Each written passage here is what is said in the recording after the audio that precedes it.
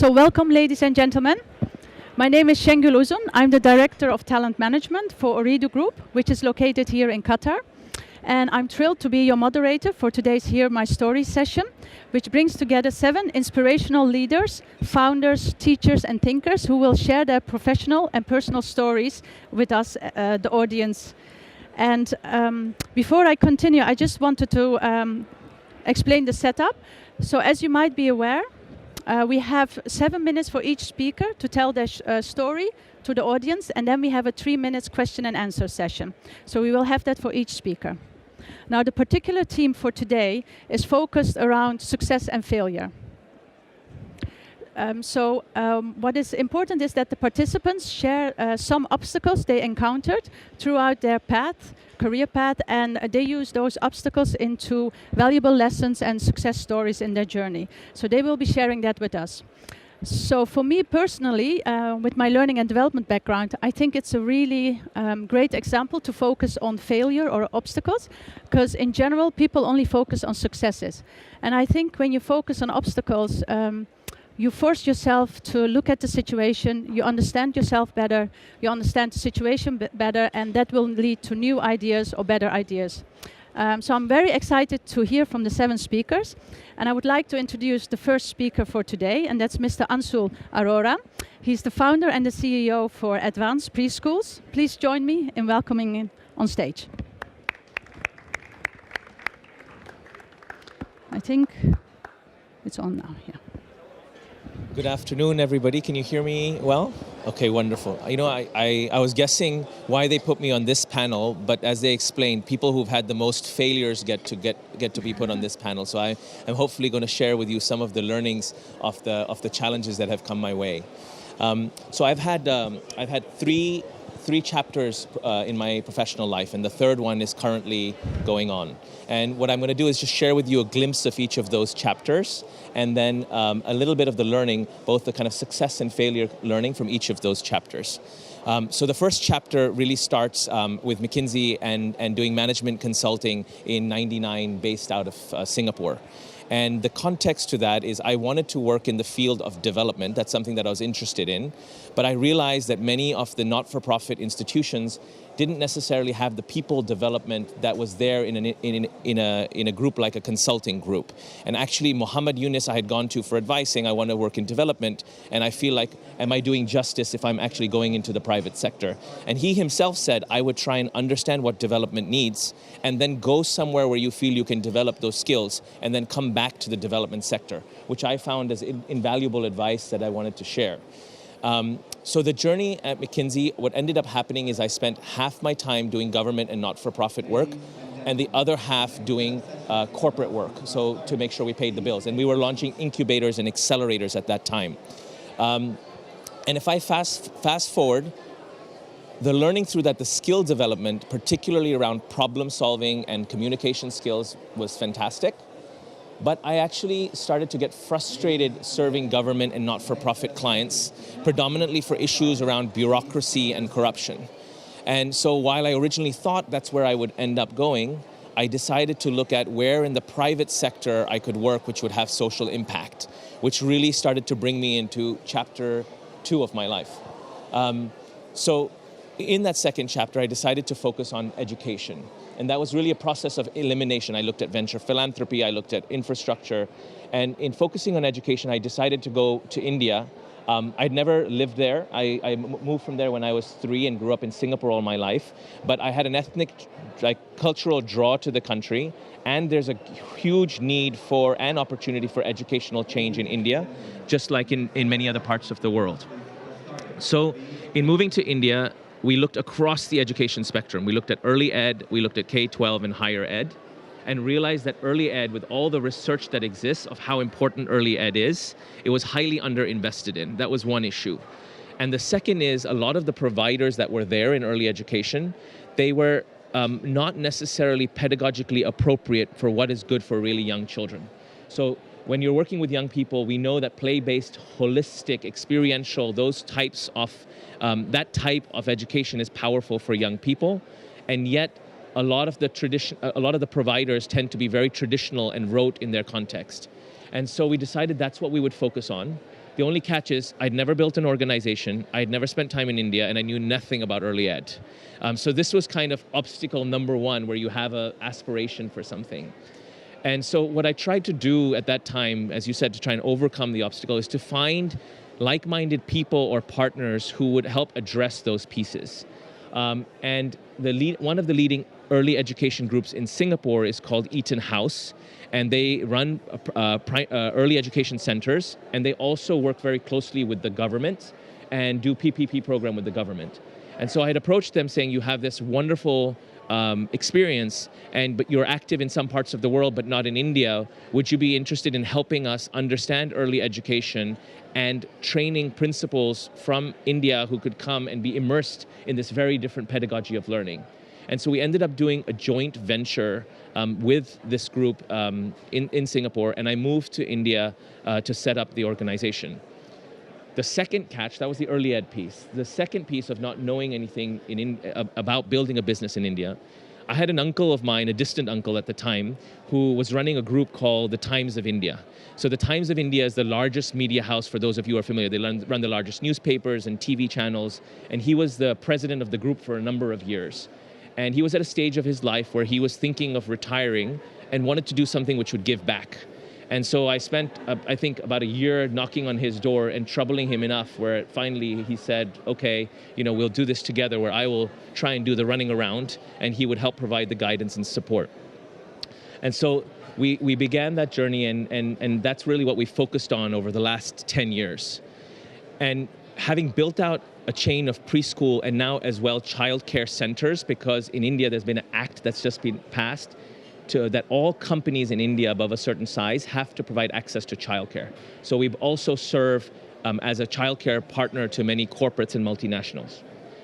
Now, if I step back in the second phase of the journey, the key learnings for me on the positive and the negative.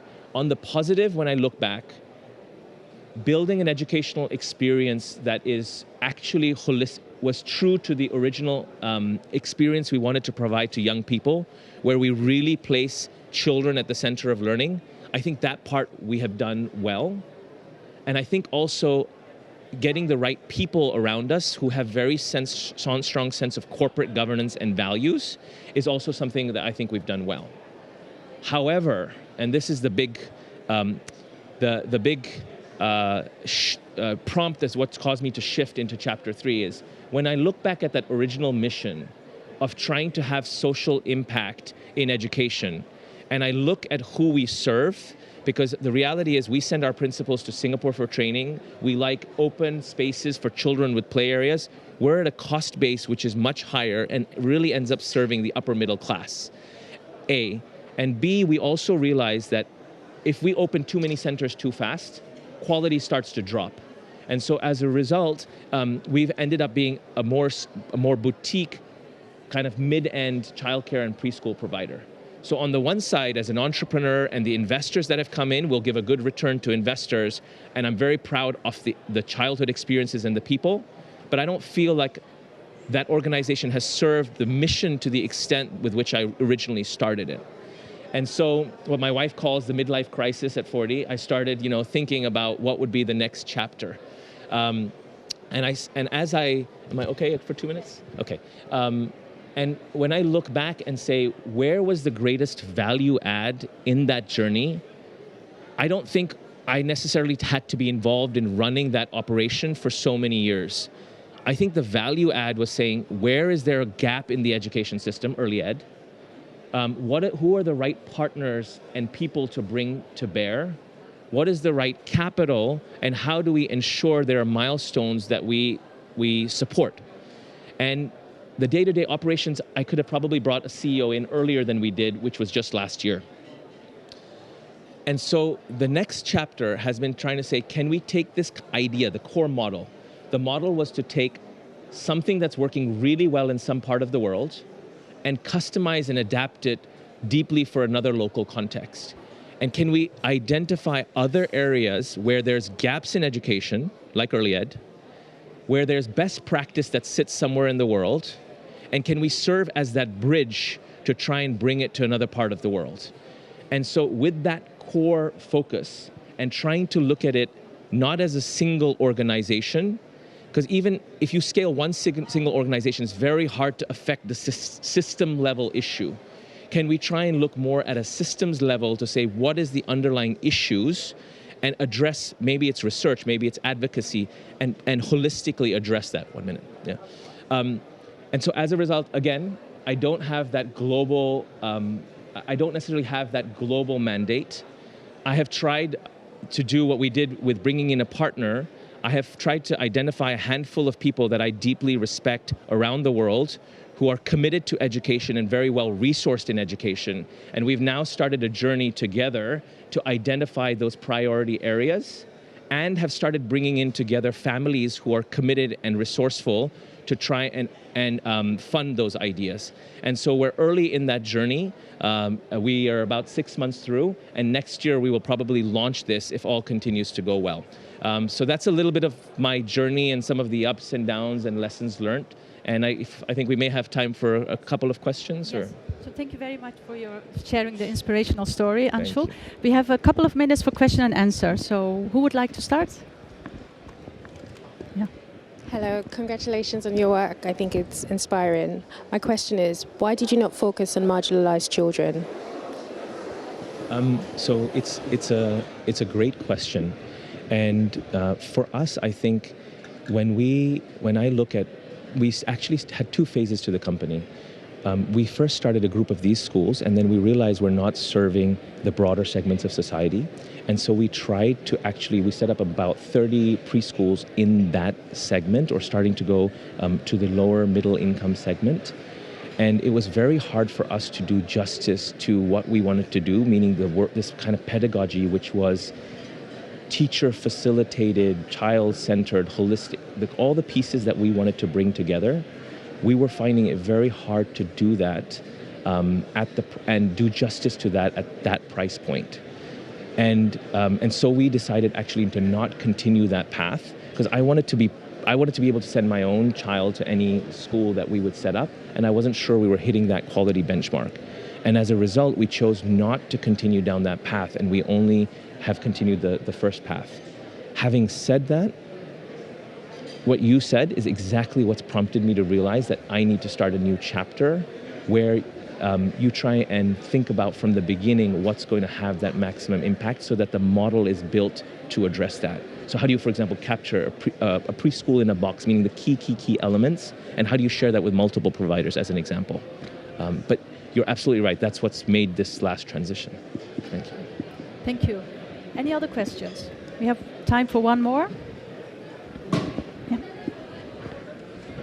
Thank you. Thanks so much. So I'm just commenting on that catchphrase, the preschool in a box, and I'm wondering how well connected you are to other initiatives in other countries with similar issues where that kind of model may have been developed. Yeah. So I think, again, great question. The focus of what we're looking at, we said, we want to look at a systems change and trying to address where there's the greatest need. The heart of that model is to try and identify best practices and see where those best practices can be replicated.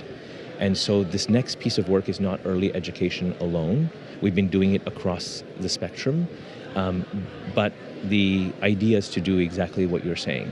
And the reason we're not choosing one focus area right now is because one part is to say where are the greatest problem areas. The second is to make sure the people and resources around you are committed to that.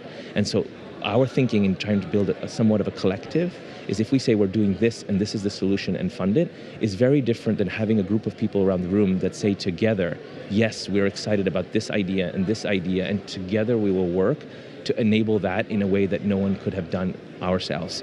So it's very much along your thinking, but we're probably not there yet. But I would love, if you do have some thoughts, I would love to.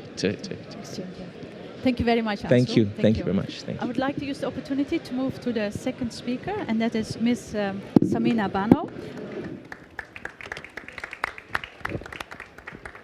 Thank you. So Ms. Samina Bano, she's the CEO and founder of Rightwalk Foundation. And this foundation is focusing and promoting social inclusiveness for low-income children to make sure they have access to private schools. So Ms. Bano? can I invite you to the stage? Yes. So this is me with my parents in 2001. I grew up as a girl with post-polio disability in a Orthodox Muslim background. We lived in Uttar Pradesh, one of the most backward states in my country, where boys barely completed schooling and girls were married by the age 15. So my disability, in a way, turned into my blessing when the partial paralysis or the disability caused by polio rendered me unsuitable in the marriage market. So thanks to my father's new job in government, in military, in defense, he was made to move out of villages into cities. And that gave me an opportunity to access good quality education. So I was a bright student, and I excelled throughout my school. I also made headlines in several media channels when I aced some of the best medical entrance examinations and prestigious grade 12 examination in my country. However, instead of making me proud and happy, it really bothered me. One of my friends, a doctor's son, had also aced the same examination, but he didn't make headlines. Why? Because he was rich and had the privilege to access good quality education. He had access to coaching, food, family, guidance, everything at his disposal. Meanwhile, I was hoping to escape child marriage and a potentially wretched future. The journalist's unusual interest in my academic success reeked of a subconscious bias. Disadvantaged children were expected to fail, a norm I had broken. And that's when it put a fire in my belly, and I decided to change things for myself and for other children. There are millions of such children and girls from poor background who cannot access education or are forced to leave school because they have to get married. Isn't it unfair that my access to education is dependent on my socioeconomic background? And even research backs this theory. Social class is the strongest predictor of a child's academic achievement and future earning. As per a recent report by Georgetown University, born to lead and school to lose, it is better to be born average in a rich family than intelligent in a poor family. So I wanted to change that. So let me show you how does it really look like. So this growing socio-economic divide in the society gets percolated down in the classrooms of little children where we nurture future citizens. And let me show you how does that change look like. Let me introduce you to two 6-year-old, Akhilesh and Tina, belonging to completely different class, living in two contrasting worlds of the same city. Akhilesh, 6 years old, belongs to a Dalit untouchable community. His father does the most menial job of stitching dead bodies recovered from accidents or crime scenes. They're ostracized by the society. They barely make ends meet. Akhilesh attends a makeshift school with very little support structure, and all the children come to that school from the same untouchable Dalit community. To support his family, Akhilesh also works as a kacharawala, collecting garbage from rich neighborhood households. In one such rich neighborhood household lives Tina, 6 years old. Now, she belongs to a rich upper caste family. She's a doctor's daughter, and she attends an expensive private school, has best teachers, and a tutor at home. Now, these two children perform very differently, and we wonder why Akhilesh does not perform as well as Tina. Can Akhilesh learn? Of course he can learn. If only Akhilesh is sitting next to Tina in the same school side by side. A stratified, exclusive classroom does not provide conducive environment for poor children to succeed. Akhilesh and Tina side by side in the same classroom. This is called socio-economic integration in education, and it is known to be one of the most strongest, powerful tool to enhance life chances and education attainment of poor children. Professor Gautam Rao of Harvard University has also claimed that such inclusion in education not only benefits poor children, but also benefits rich children who become more pro-social, generous, and less discriminatory. But Akhilesh and Tina side by side in the same classroom in India is almost unthinkable in a country which is marred by economic, caste, and religious divide. So what do we do? Can you imagine the resistance such a revolutionary idea would meet with? But I had that dream. I wanted to change that. I strongly believe that our world can never become equal as long as our classrooms are unequal. I came to Lucknow, capital of Uttar Pradesh, in 2013 after quitting my job in the US. And to give you an idea of Uttar Pradesh, to give you some perspective, it's a state with a population larger than the whole of Brazil, with several human development indices below sub-Saharan African country.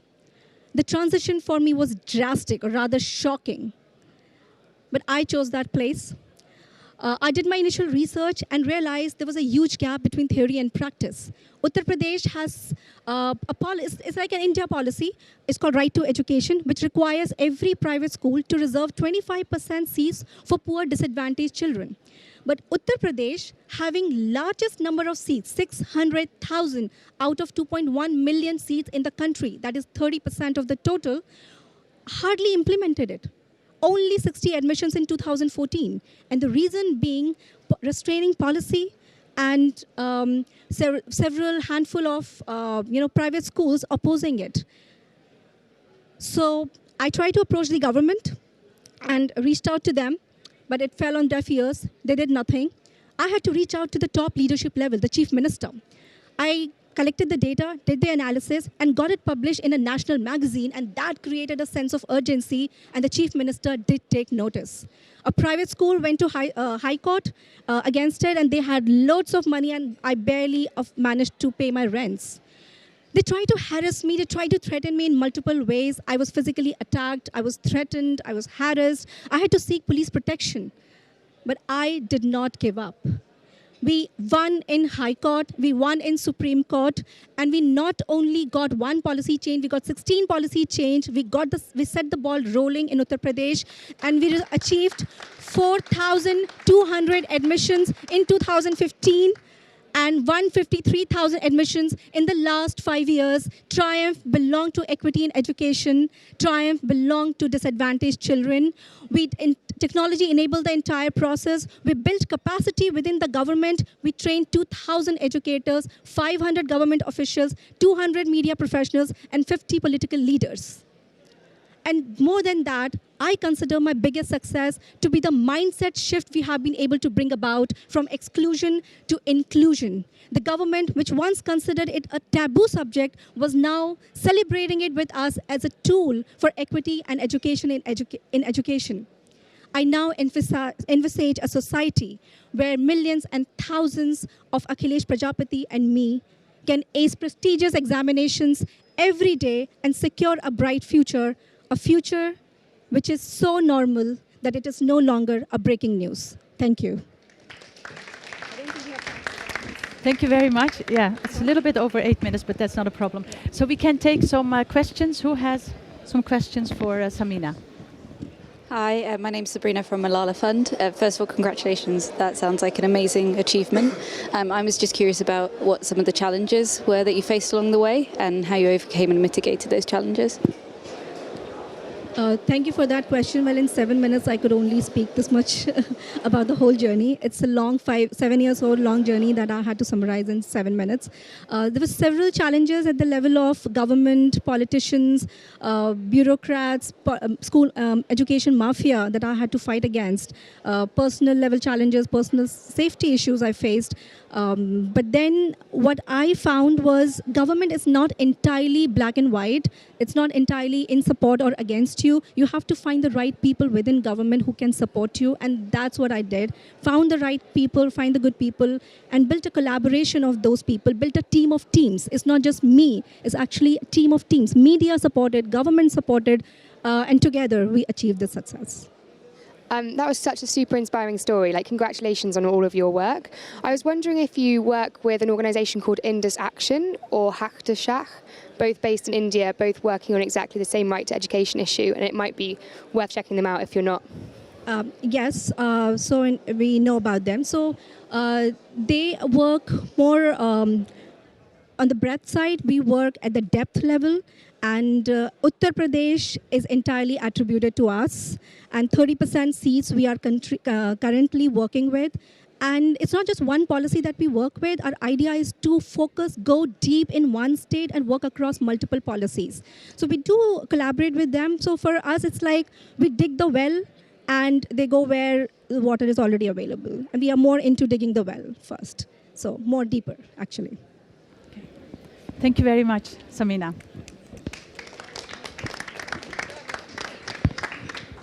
Thank you. I would like to introduce the next speaker. That's Mr. Henry May. And Mr. Henry May is the founder of Coschool. And that's a startup that challenges, let's say, the status quo of education in Colombia. Please join me in welcoming him to stage. Mr. May. My name's Henry May. I'm the co-founder and CEO of Coschool, an organization in Colombia, and also the founder of the Huracan Foundation, a global football charity. I want to tell you 2 lessons and 1 question about social emotional learning.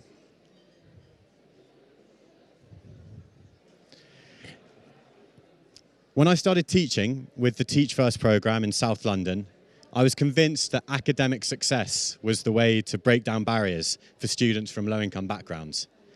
This here is Colin. Colin was a 14-year-old boy when I met him. Taller than me. He was from Nigeria, second-generation immigrant. And when I arrived as a new teacher, Colin had a lot of fun teasing me, messing around in my classroom, and he was a nightmare. And I found it really tough to be Colin's teacher. Colin hid books around my classroom. He once ran out of my classroom with my keys in his pocket, and I chased him around the school. And he was one of my biggest challenges when I began teaching. Eventually, we had a meeting, we had a reconciliation, and we decided to give it a go.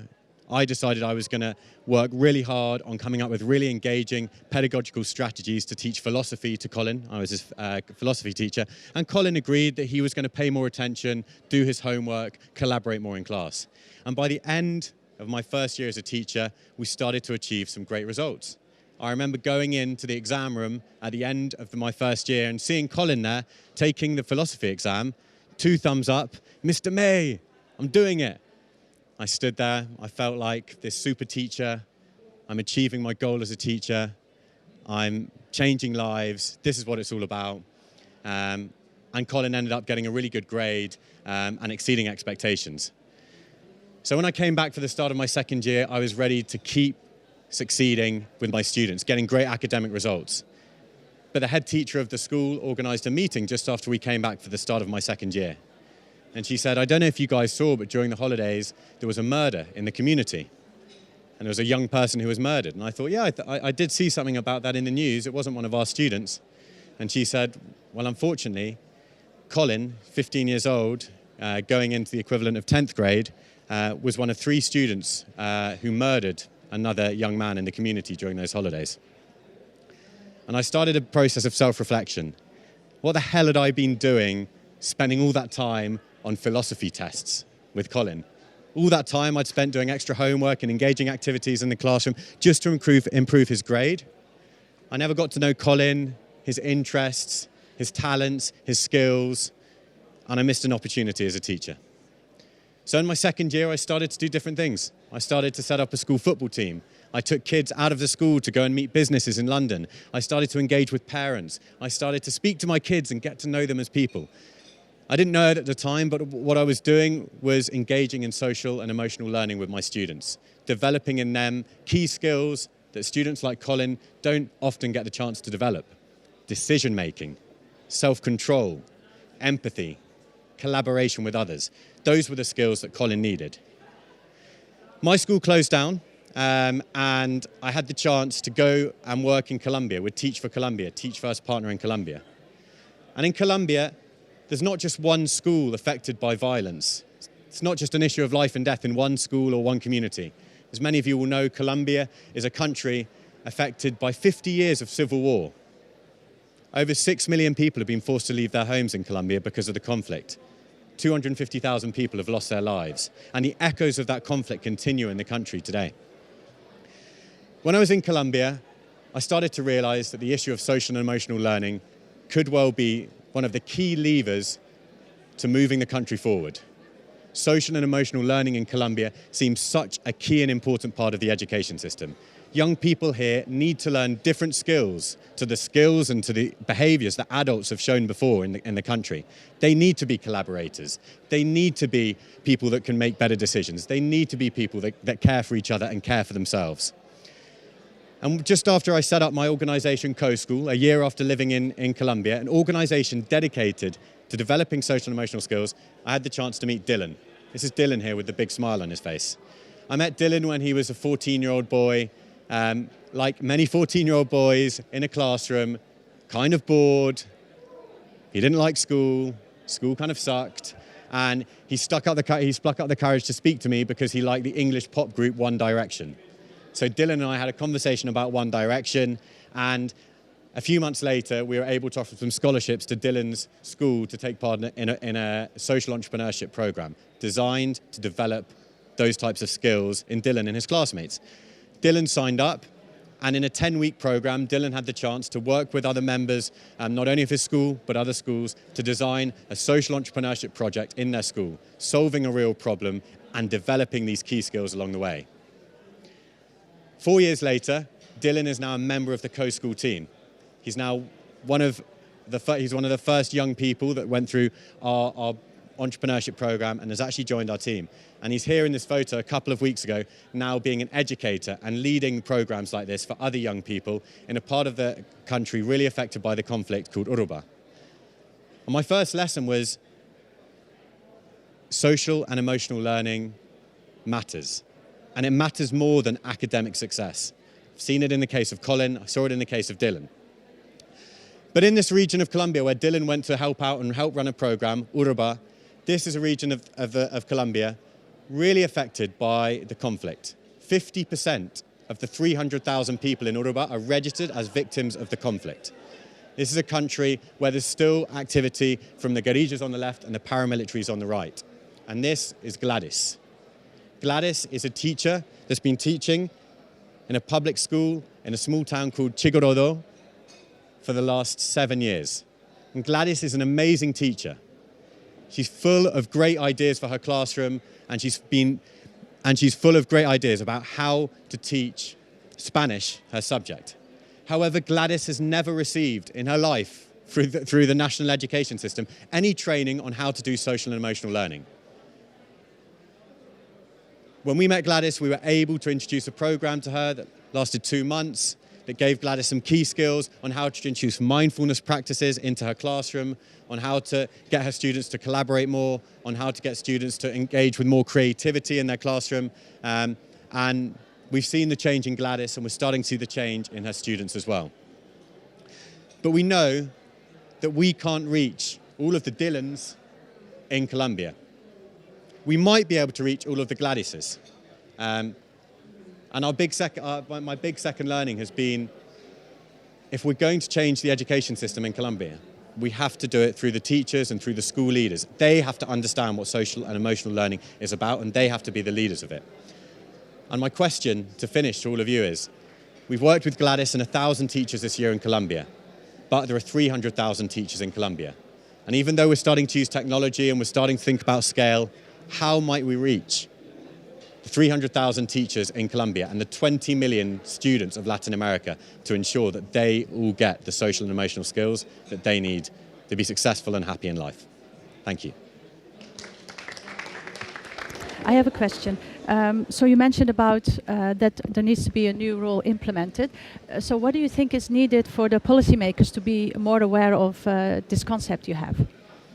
Well, I think that the change has to begin with policymakers as well, and we're starting to work with districts and secretaries of education and the Ministry of Education. They need as much support and as much knowledge as a teacher or as a student about these skills. They have a million things to do, and I think they require small organisations like Coschool. We act as a speedboat in front of the big oil tanker that might be the public sector to say, look, this is what's going on, here's something that works, try this out, we'll show you the way, we'll do that specific thematic work for you and support you in that way. And I think what we see in Coschool is adult culture change within institutions is kind of the key to social and emotional learning. If adults are treating each other in a respectful and caring way in a school, then that will equal change within the school. The same applies in the bigger institutions as well. The ministers and the secretaries of education have to be doing the same type of work themselves within their organisations, and often those are the places where we see the least collaboration and the least self-care. So we really need those places to become centres of social and emotional learning. Great, thank you for that. And another question you mentioned. Are there any other questions from the audience? No, I have one more question. Sure. So you already provided some SEL training. What is the biggest thing that stuck out for you when you gave those trainings? Were there questions that came up or some patterns? A couple of. First of all, an amazing statistic. We were delivering this course, an online course in rural Colombia, and when we got there, we thought teachers here are not going to take this course. They're not going to be interested in online learning. Maybe they don't know how to use their smartphones. 89% of teachers completed the course certified and this is a pilot. So a surprising insight is that teachers in rural parts of the world want to learn, and they want guidance on how to use technology and to improve their practice. And the second insight is, in terms of the contents, the number one content that teachers loved and used the most was mindfulness. Mindfulness was just the thing that teachers said, wow, thank you so much for bringing that into my life. I really need that. I use it with my students, with myself. So yeah, the importance of mindfulness, learning how to breathe, learning how to stop, how to be more present. Great, thank you. Lovely. Thanks. Sorry, I have two questions, if that's okay. Okay. One, may I, two, really quickly. The first one is there any pre-training, so continuous training that you provide for the teachers that you reach? And the second, do you identify any gendered elements in the schools that you're working with, and does that factor into the social emotional learning training that you provide? So the first question is at the moment we're designing what that second stage looks like. But what we're trying to do is offer kind of different pathways. So this program was designed for all types of educators, from K to 12, psychologists, head teachers, and now we're kind of offering different pathways depending on kind of where they're at and what their expertise is. In terms of gendered, what do you mean? So do you see specific social emotional learning needs that are for girls or boys that are different, and how do you kind of tailor and respond to those? Yeah, good question. We do see some needs that are slightly different, and we work particularly with adolescents. So you do see a kind of a change between boys and girls. A small anecdote is a kind of a simple one, which won't surprise people, which is around kind of violence between boys. Teenage boys are often like physically violent to each other, pushing and shoving and fighting, and kind of the machismo culture that we have in Colombia as well. So one strategy that we use to try and kind of take that on is bringing boys together from different schools and bringing youth together from different schools in different towns to work together and to see that they're not different to people from different towns, and they're not better or worse. So. Okay, great. Thank you for sharing your story, Henry. Thank you. And I would like to introduce our next speaker. We're already halfway, so it goes quite fast. So Mr. Saulat Pervez, she's an associate researcher and at the International Institution for Islamic Thoughts. I would like to invite her to the stage, please.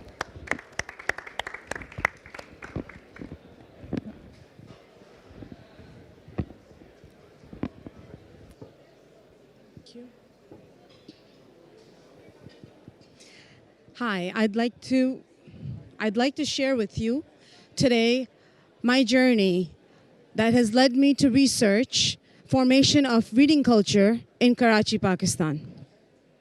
I'm an avid reader. Reading relaxes me and brings me immense pleasure. As such, it's been something that's always been very personal to me.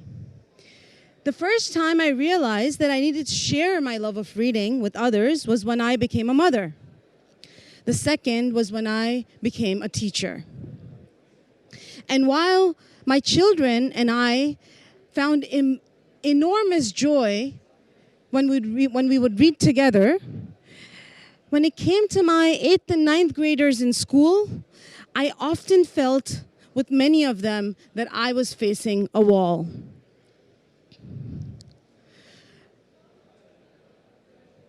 Now, these children knew how to read. In fact, they had attained bilingual literacy, grade level bilingual literacy, and the school provided multiple resources for them to foster their literary skills and support them. And yet, they were unwilling to read. The school had custom-built infrastructure in this middle-tier private schooling system.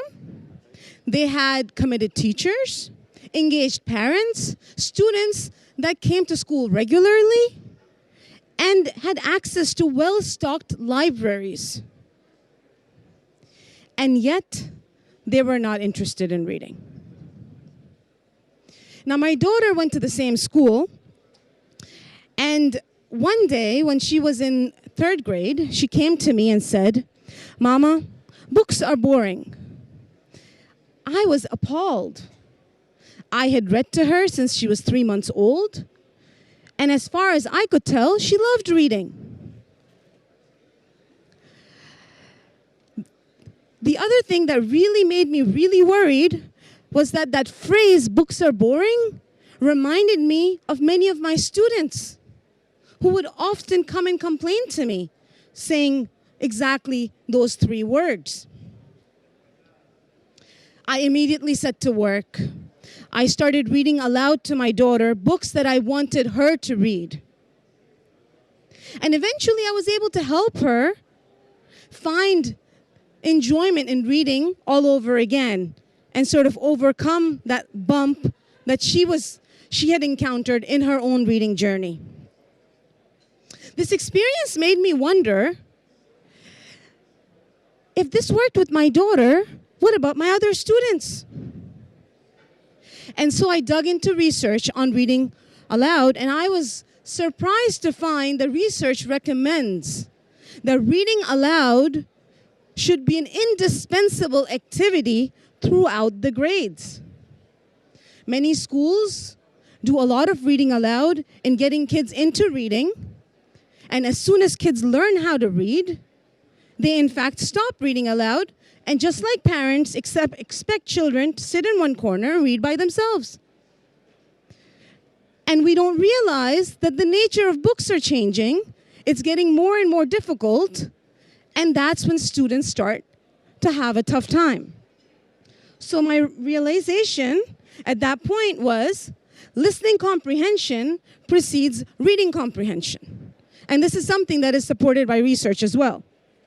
And you know, the other thing that I realized was that it wasn't a coincidence that my daughter came to me in 3rd grade facing this problem. Because research also tells us that 3rd grade is when school starts to become serious work.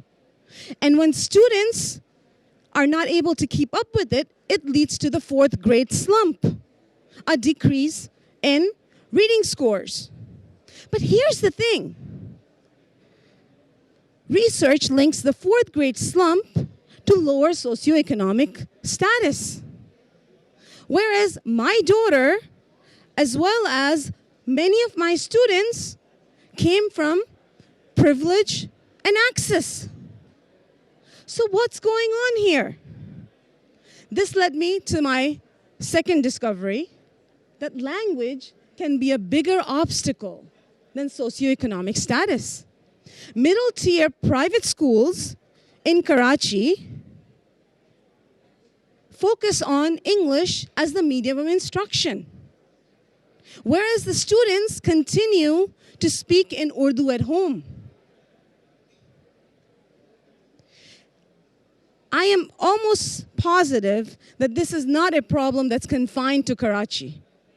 Many urban centers across the developing world that are using international curricula also use the dominant colonial language as the medium of instruction. These schools work really hard to establish reading habits in their students. In addition to everything else that I mentioned, they also have elocutions and debates and speech competitions. Everything together that should actually lead to reading culture, a school-wide reading culture, and yet it does not.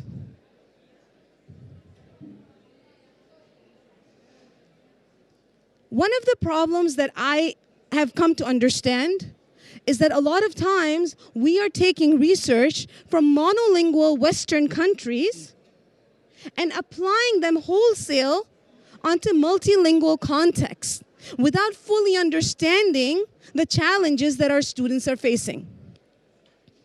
We even have literature that complains in Pakistan that we don't have a reading culture. Why? Because part of the reason is that people are lazy. We need to change the narrative around this.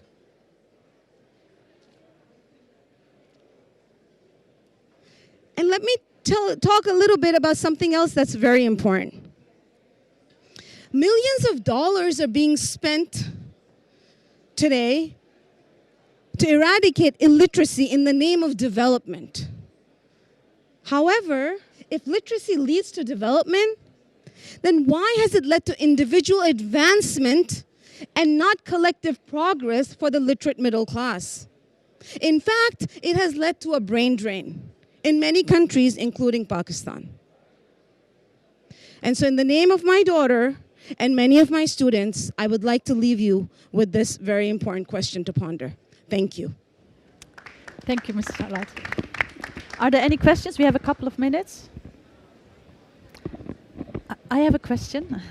So you mentioned earlier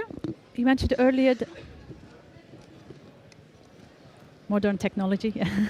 You mentioned earlier that reading aloud is very good and we should keep on continuing doing that. Is there any other tips that you can give to get kids more interested in reading? Yes. So one is the reading aloud.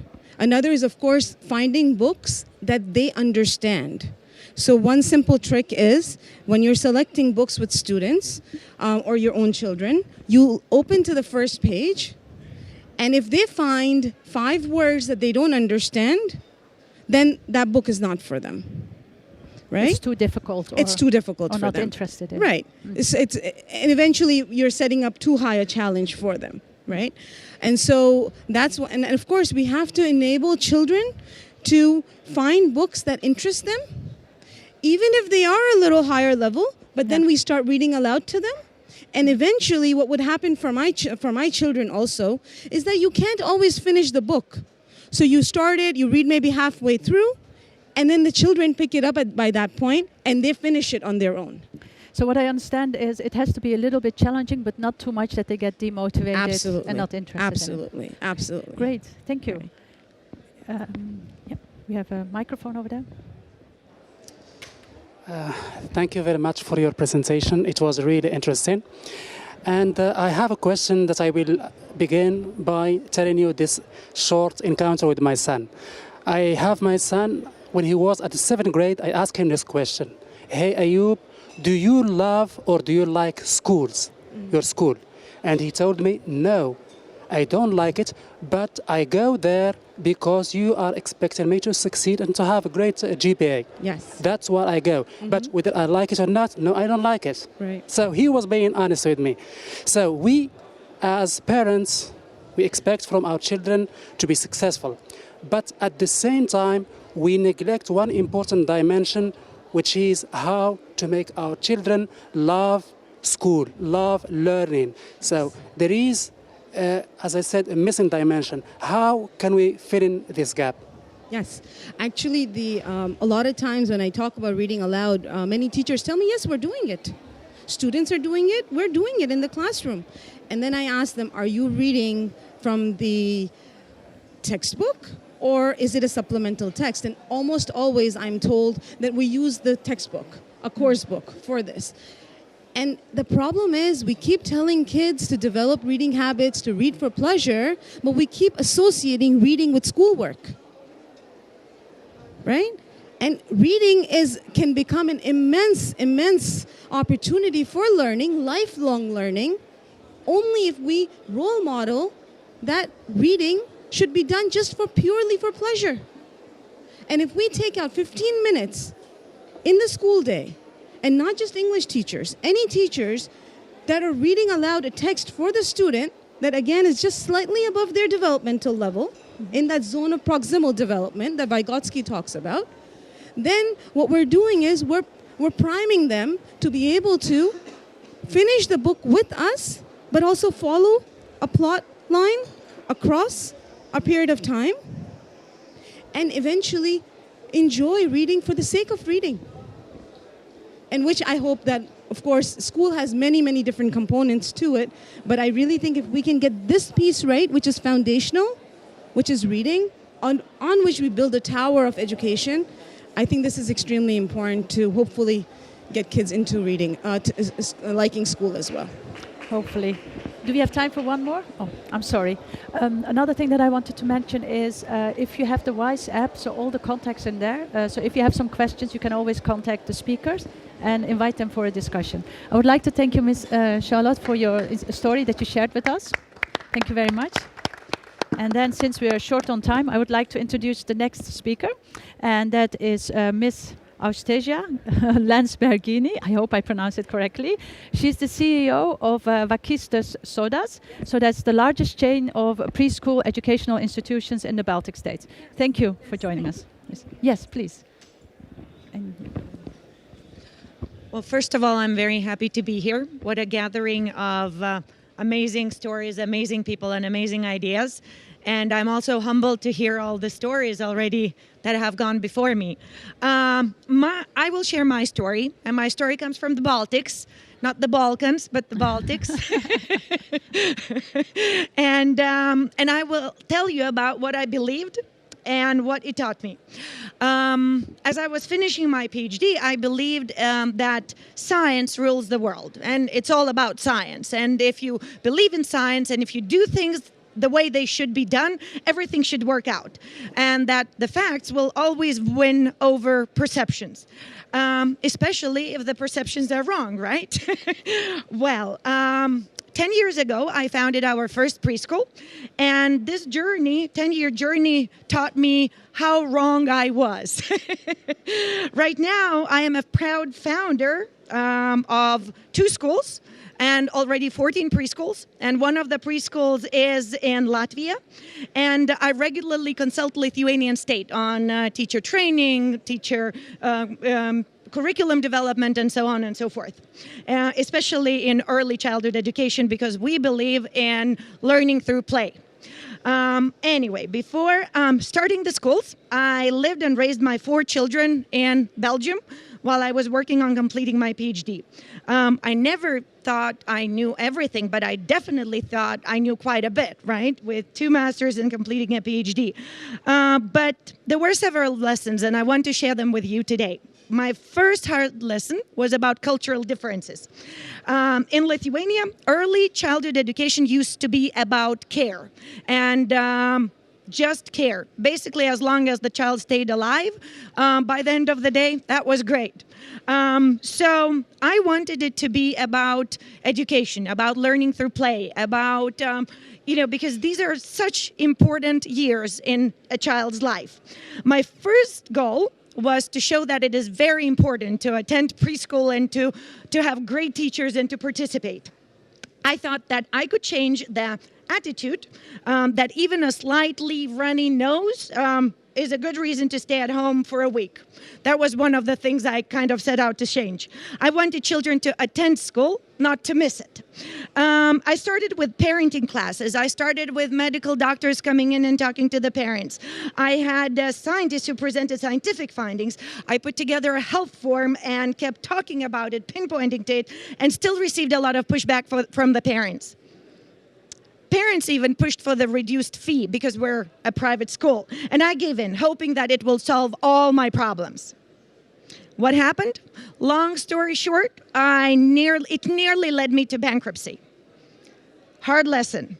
I had to call my very creative and very child-friendly and family-friendly solution off, work day and night, and finally we survived, but barely. What did I learn? First, there is no such thing as quick change. No matter how passionate you are about something, no matter how you push forward, people will question why you do things and how you do things. It takes courage, persistence, and time. Second, you should follow your vision without the aim to be liked. I really wanted our families to like us because we were so good, right?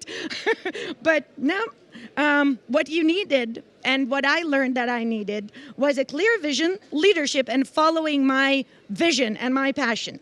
Leadership is not about being nice, and it's not about trying to please everyone. Second, my lessons was I used to believe that investment in people always pays off, right? That's what you hear in TED Talks.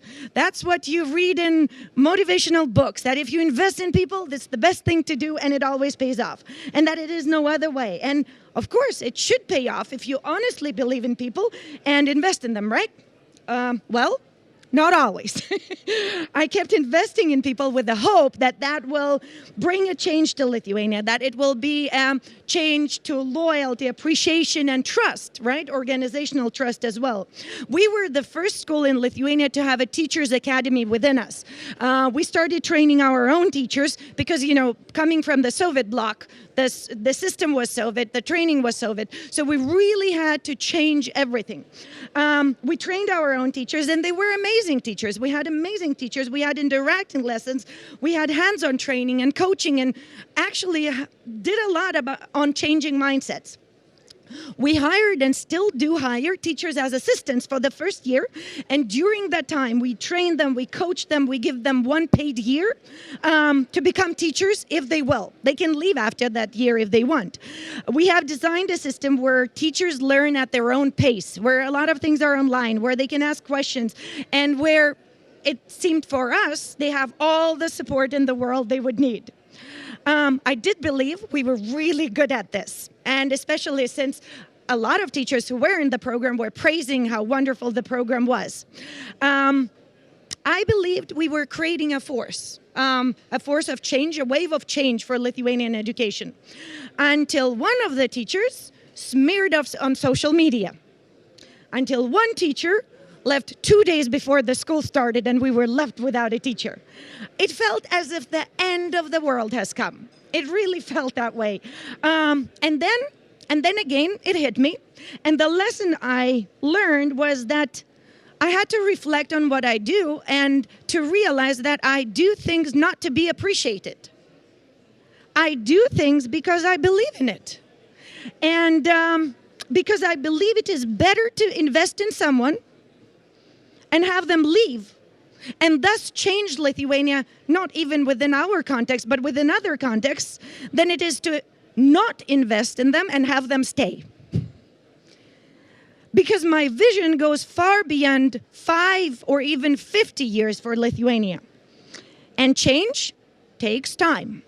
And then I have my wonderful moments. Just recently, one of our staff members wrote a beautiful letter, how thankful she was for the Teachers Academy.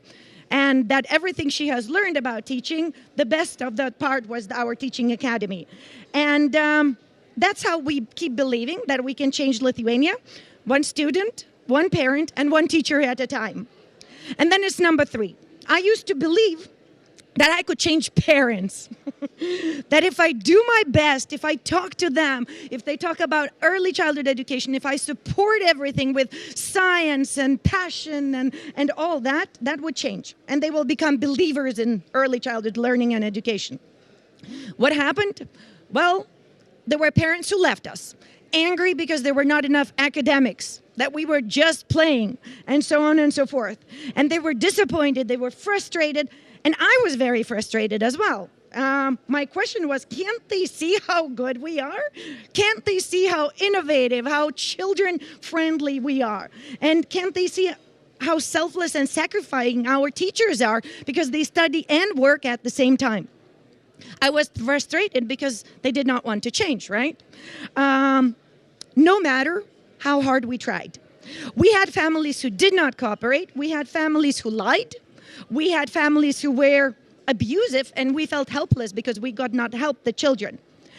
Then one day, I got a text from a father whom we had been coaching since we suspected that there was some abuse at home. And the text said, "Thank you. I think I'm on a better path." As I was reading the text and completely crying, I came to realize that it's okay to be human. It's okay to not have everyone follow. It's okay to do your best, but not to be able to do everything.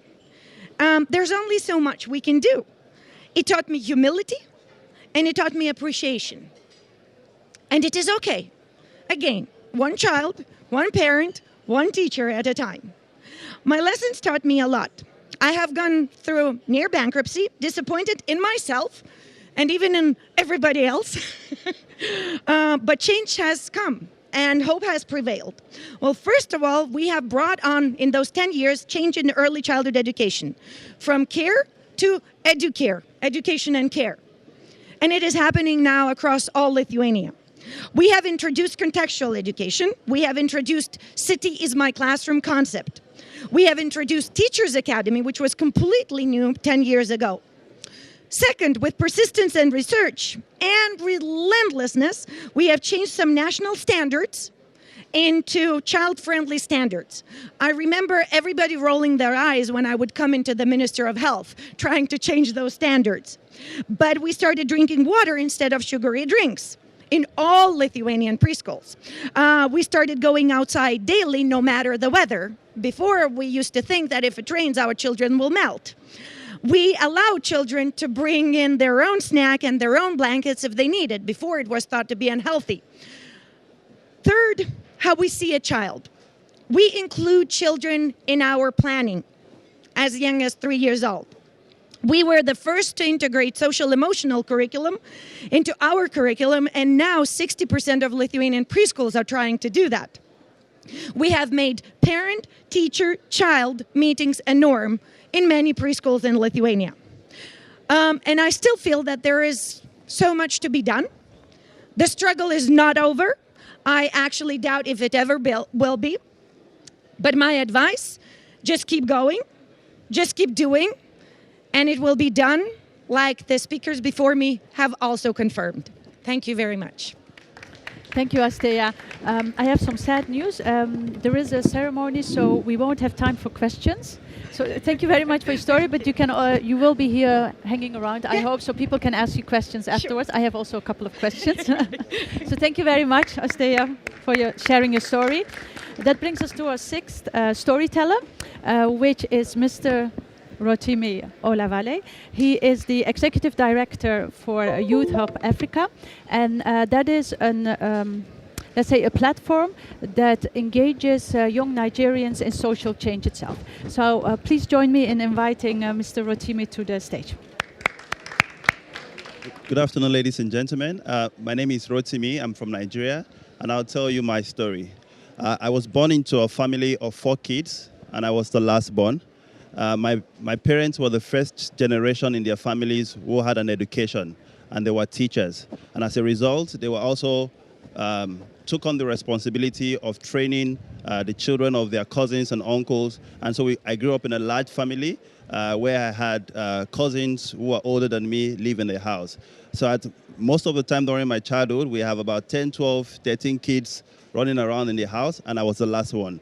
And so some of the skills I learned as a child became useful for me as I grew up as an adult. First is negotiation skills. As the last born in a family of 12, 13 kids running around, nobody wants to listen to me because they feel I don't know anything, I'm too young to know anything. And so I always struggle to get heard. I always struggle to make my opinions count. For instance, selecting a movie to watch at night. If I want to see one movie, I want to see a cartoon. Nobody wants to see a cartoon. It's only the small kid that wants to see a cartoon. And then has to start to negotiate. Oh, we've been watching all adult movies. Let's reserve one day to watch a kid movie that I like. And I began to get results. I also learned how to find a fine balance between my parents and my siblings. If I report my siblings to my parents, they will always take my side. And then when I want to play with my siblings, they don't want to play with me because I would report them. And so I would have to find a balance. When should I report? When should I keep quiet? So that I can both play with my siblings and at the same time be able to have a good relationship with my parents. Fast forward to when I grew up. One day as I was driving to work in Abuja on April 15, 2014, I heard on the radio that Boko Haram has kidnapped 276 girls in Borno State, Nigeria, in a city called Chibok. I was very angry and frustrated. And because these girls were kidnapped in their school dormitory as they were preparing for their final year exams. Nigeria currently has about 10 million children out of school. And many of these kids who are out of school are girls. And in northern Nigeria, it is also more difficult to find girls who have access to education. I saw this as an attack on education. And 2 weeks after, when the Bring Back Our Girls campaign launched, and young Nigerians, concerned women, took to the streets to protest about the kidnap of these girls, I joined in that first campaign in Abuja and multiple other protests to the National Assembly, to the office of the president, to ask the president to do all they can to support and ensure that these girls are returned back to their families. As I did that, I began to think about what more can I do to support girls' education in Nigeria. Before then, I began working on an organization with my friends and colleagues and a couple of volunteers. And with that program, we thought about what is the best way that we can do this work. And we thought about two approaches. One approach is to look at policies and laws. How can we tackle policies and laws that inhibits girls from gaining access to education in Nigeria? And how can we also work with girls in schools and out of school in order to inspire them and ensure that they finish school and also are motivated to live a better life? So first, on the policies and laws, we focused on two laws. One is the child right law in Nigeria, and we focused on the child right law in 4 states. We wanted the state legislature to pass a child right law that ensures that education is compulsory for both boys and girls up to the first 9 years of schooling. We went to the first state, we did a lot of lobby, negotiation, spoke with the state legislator, and then the skills that I learned in my childhood came handy. I was able to negotiate, I was able to have discussions with policymakers, with state officials, with government workers, and we got our first win. Last year, the Kaduna state in Nigeria passed the child rights bill into law. When it was passed, the governor did not want to sign it, and then we began peer pressure, speaking to all kinds of people to speak to the governor. We wrote letters to him, eventually signed it. We were happy. We then moved on to 3 other states to try to replicate the same thing. Till date, we've not been very successful. And so that gave me the first lesson. Although we were passionate and we were working on law reforms, what was also important was that in Kaduna State, the political will was very strong.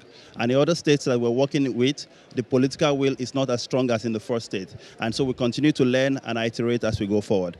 The second aspect of our program involves setting up clubs for girls in school and out of school. And so we currently have 10 clubs for girls in schools in Abuja, in public schools, where we go and teach these girls during school period to run after-school clubs with them, teaching them things like negotiation skills, introducing them to computers, coding, and all kinds of fun activities that would ensure that they remain in school. So far, we're reaching out to 600 girls.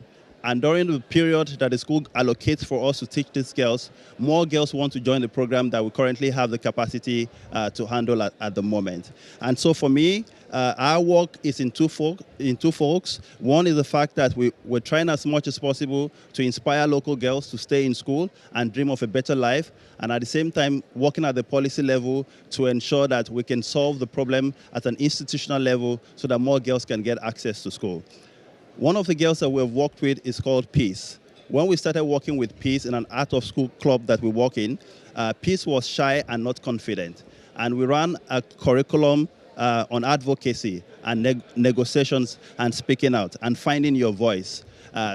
Peace began to speak out, not only for herself, but also for our community and other girls in our school and our community. Last year, Peace got the opportunity to go to the Commonwealth Heads of Government meeting in London, supported by the Malala Fund, to then advocate for not only just girls in our community, not only just girls across Nigeria, but also girls across the entire continent, where she spoke with heads of state at the Commonwealth meeting. We don't have all the answers. And although we've had some successes, we've not got everything figured out. Some of the things that we plan to do in the coming year is also to ensure that we introduce the girls more to science, technology, and engineering programs, and we're working to ensure that we have the capabilities and the opportunities to be able to do so for our girls. This is my story, and thank you for listening. Thank you very much, Rotimi. Do we have time? One question? Okay, we have time for one question before we move to our last speaker. Anyone? Thank you for this presentation. I'm an African like you. I live coming here from Morocco, and in my country it was widely maintained that without the poor children, education will be lost. But nowadays, education has become an industry. It has become an expensive commodity. I mean, how is there an approach how to reconcile between these two approaches? Because more often than not, poor children are doing not well at schools. So what can we do about this issue? Thank you very much. If I understand your question correctly, you're talking about access and also for children in poor schools from poor communities who are not doing well in school. I think that there are a number of things that can be done to solve that. And one is not just looking at providing access, but also to look at the quality of education that is provided. In many countries on the continent, public schools are not well resourced and do not have the opportunity to have quality education. Government focus more on access, how many kids have access to education, and they don't look at learning outcomes and the quality of teachers, as well as providing continuous teacher development and all of that. So it's an opportunity to look at that environment and ensure that the kids who go to public schools have access to decent, quality, and safe education. Great. Thank you so much, Rotimi. That brings us to our last, but not least, storyteller for today. That's Miss Robyn Whittaker. She's the stakeholder lead engagement for Symphonia that works in South Africa. And she's spends a lot of time on getting business leaders, school principals, and specialists together to create a major change in schools. So we're looking forward to your story. Thank you. Thank you so much. Is the clicker around? Yes. It's over there. Thank you. This is a special one. I feel much better about the time constraints because I don't feel so stressed about keeping to my 7 minutes at this point. Thank you so much for staying here with us today. So what I would like to talk to you about today is building a collaboration jungle. I work for an organization called Symphonia for South Africa. And just a little context, so South Africa is both the most beautiful and the most unequal country in the world. It is a frightening thing to recognize that a country with so much going for it, with so much natural diversity, with so much wealth, with one of the best business sectors in the world, also has the highest Gini coefficient in the world. Our poor are extremely poor, and the gap between the poor and the wealthy is near insurmountable, it feels at times. At the same time, we have policy frameworks, a constitution which is admired as being the best in the world, but the implementation of our policies and the implementation of our constitution are sadly lacking. And so Symphonia for South Africa was founded 10 years ago with a real passion to contribute to three key things that we felt were absolutely critical to moving our country out of this state, which were to mobilize our citizenship. So mobilize our citizens to become active contributors to improving the country, to foster cross-sectoral collaboration. Our business sector is amongst the best in the world. Surely there are assets within that sector that we can bring to bear upon our social conditions. And lastly, to foster social fabric or social network, the connections within and between communities that allow energy to flow and allow things to move, shift, and change. And we do that through focusing on creating leadership capability in leaders from multiple different sectors who can drive those agendas. For the first decade of our existence, our focus has been in the space of education. So South Africa's key issues are poverty, inequality, and unemployment.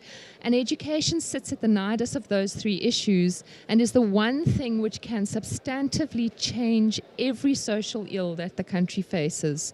And so our belief was that if we wanted to choose one leverage point, education was it. And so we took our big objectives and we concretize them into an extremely practical, gritty program that sought to create those three factors: citizenship, cross-sectoral collaboration, social network in our society. And we created a program called Partners for Possibility. What we do with Partners for Possibility is we partner senior business leaders with the principals of under-resourced, marginalized, impoverished schools, and we partner them in a thinking partnership. This is completely contrary to the usual way that business engages with education. This is not about business fixing, saving, rescuing, teaching educators how to teach because somehow they are better because they are from business. It is about taking competent, capable adult human beings who are leaders within their own sectors and partnering them in relationships of trust and reciprocity where they can work together. We then take these leaders through a year-long, extremely well-supported, facilitated and empowering transformational leadership development journey that equips them as change agents for the school and the communities which they are working. And our overall goal is to start citing school at the center of community and pulling in multiple community resources into our schools. So, in any given environment, in any given community, in any given social circumstance, if you really want to create strategic change across a whole system, there is no ways one intervention can do that. And so what we believe is that our primary work at Symphonia is actually to foster collaboration and ecosystem development. And what we know is that we need to integrate in any social setting linkages across everybody acting across that space.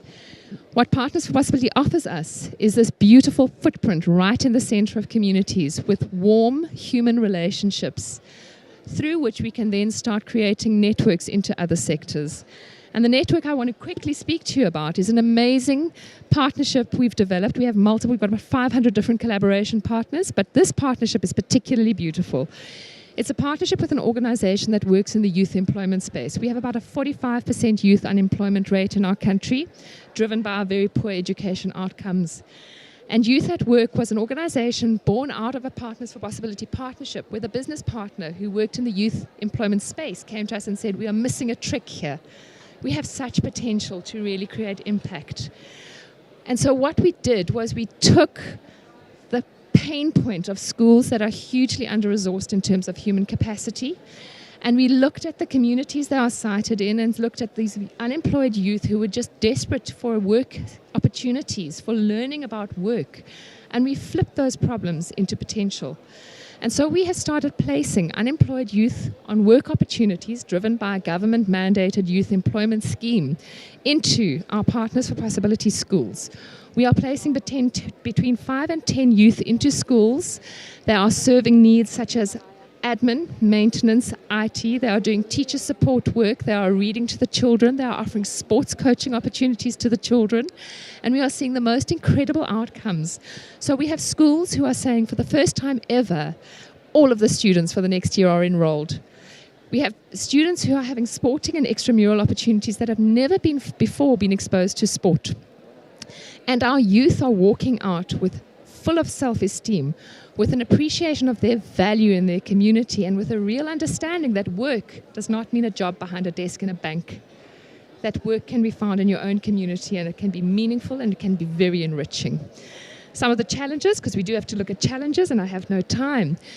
Collaboration is hard. It takes time, it takes energy, it takes effort, and nobody funds it.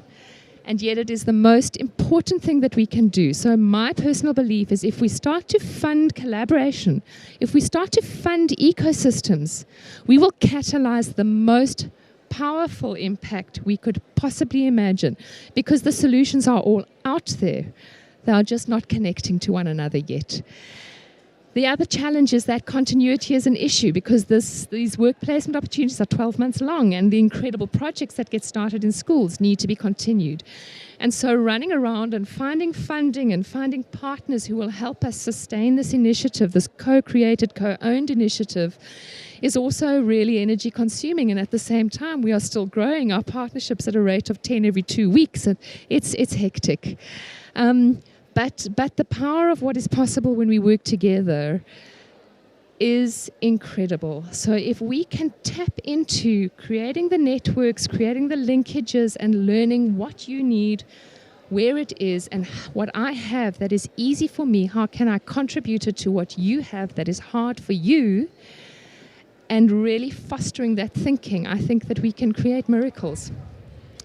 And so the invitation, well, this is just a small example. Some of these youth in the schools, the incredible work they're doing. The passion, one of our KPIs is shining eyes. So if your eyes are not shining by the time you've been through one of our programs, we've failed. These youth's eyes are shining. And the invitation is this. So walk into the jungle with us. Thank you. Thank you very much, Robyn. And you did very well with the challenge of the announcement and time constraint. Thank you. I think we have time maybe for one question. Anyone would like to ask a question? No? Okay.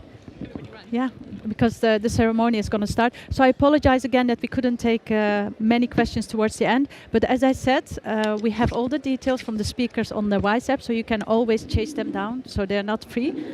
I would like to thank all the speakers for their inspirational and fascinating stories to share with us today. So thank you very much. Can I have a round of applause for them?